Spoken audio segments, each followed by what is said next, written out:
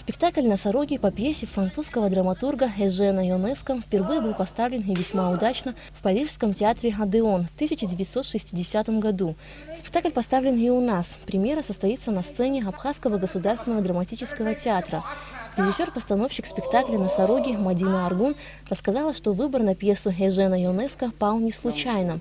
Она о проблеме современного человека, находящегося на грани оносороживания, то есть подавления его личности.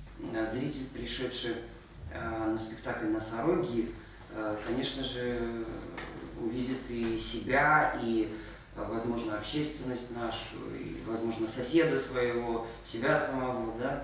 И в этом смысле это вечная тема, что такое человек, да, вот как бы, да, такая немного философская тема, но ее подача очень будет такой адаптирована, так скажем, понятием множества, да, по решению это очень такой незамысловато все это, но мысль должна быть ясна. Спектакль «Носороги» поднимает философские темы о смысле бытия, о способности человека противостоять злу, человеческой склонности прятаться от неприятных очевидностей и, наконец, о самих причинах оносороживания людей.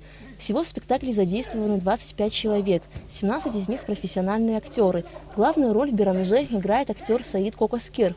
Художник-постановщик спектакля «Носороги» Надар Цвижба. По его собственному признанию, он рад, что именно ему выпала возможность создать художественный образ такого сложного спектакля. В завершении пресс-конференции ее участники одели на себя маски носорога, тем самым как бы подтверждая актуальность оносороживания и в наши дни. Премьера спектакля «Носороги» состоится 24 и 25 апреля на сцене Абхазского государственного драматического театра. Уже сейчас можно приобрести билеты на спектакль в кассе театра. Аля Катрапш, Михаил Братухин, Абхазское телевидение.